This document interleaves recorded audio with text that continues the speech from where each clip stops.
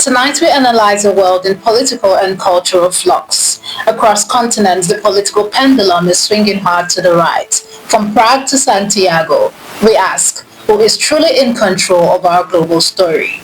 This is the Global News Update on Top Accolade News. The headlines. Czech new Prime Minister takes office.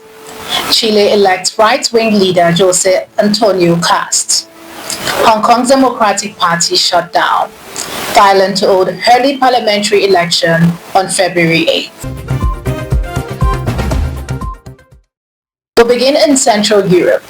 Andrej Babiš returned to power as Czech Prime Minister on Monday, heading a coalition with the far-right SPD and Motorists for Themselves party after his October election victory. The new government is expected to reduce Czech support for Ukraine, reject EU migration and carbon emission policies, and align the country closer to Europe's populist right, while Babiš pledged to maintain NATO and EU membership. The president has urged the coalition to govern responsibly, emphasizing the benefits of international alliances, with Czech policy pivoting from pro-European liberalism to nationalist pragmatism. Babiš's administration marks a defining moment in Central Europe's political realignment, where national interest increasingly outweighs collective European commitments. Speaking of political shifts, half a world away, another swing to the far right has shaped a nation's landscape.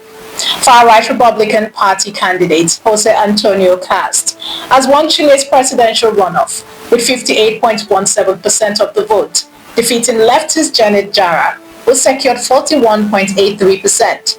Kast, an ultra-conservative lawyer and former lawmaker, ran on a hardline platform emphasizing security, border control, and strict immigration policy, capitalizing on public concerns over rising crime. Jara considered defeat, pledging to continue advocating for her supporters, while the U.S. congratulated Kast and expressed willingness to collaborate on shared priorities. Kast's victory reflects the broader trend of far-right gains in Latin America and signals a sharp shift in Chilean politics towards conservative governance. Meanwhile, in Asia, democracy itself is quietly disappearing under mounting pressure. Hong Kong's Democratic Party, the city's main pro-democracy opposition for over 3 decades, has officially disbanded following a member vote of 117 in favor and 4 abstentions, marking the culmination of years of pressure under China's national security crackdown. The party, once a dominant force in legislative elections and a voice for democratic reforms, faced increasing marginalization after Beijing's 2021 overhaul of Hong Kong's electoral system, which restricted office to patriots only, while senior members have been arrested or jailed under the 2020 National Security Law. Former Chair Emily Lau described the disbanding as deeply troubling, highlighting the shrinking space for dissent as the city faces what critics see as the erosion of its promised autonomy. Closer to Southeast Asia, voters are gearing up for high stakes. Thailand is set to hold parliamentary election on February 8th, following the royal-approved dissolution of parliament. The early poll comes after the Prime Minister fell out with the opposition People's Party amid ongoing border tensions with Cambodia. The Election Commission is finalizing the schedule, while the Prime Minister seeks to capitalize on rising nationalist sentiment as Thailand's military asserts sovereignty along its eastern frontier. With the country heading to the polls sooner than expected, Thailand's political landscape is poised for a high-stakes showdown where national pride and political maneuvering intersects. You're watching the Global News Update on Top Accolade News. Do stay with us. Still to come.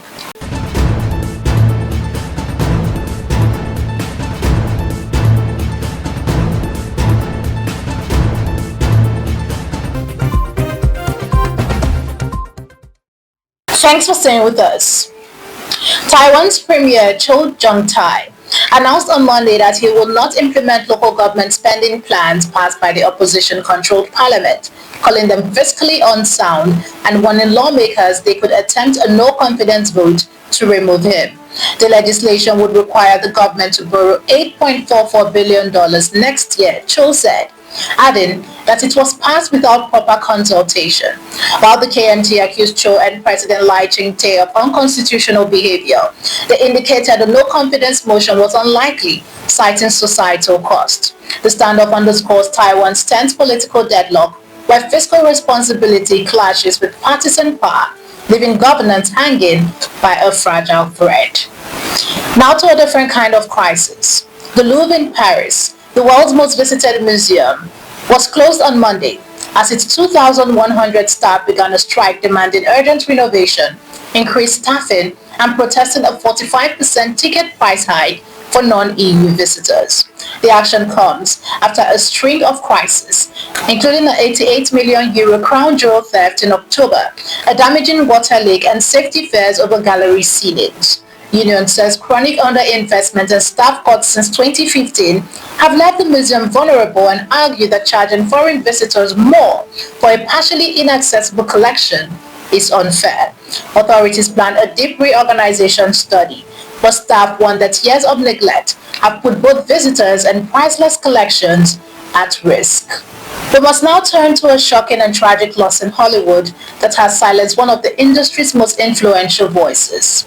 Prolific director and actor Rob Reiner, best known for The Princess Bride and This Is Spinal Tap, and his wife were found dead from stab wounds in their Brentwood, Los Angeles home.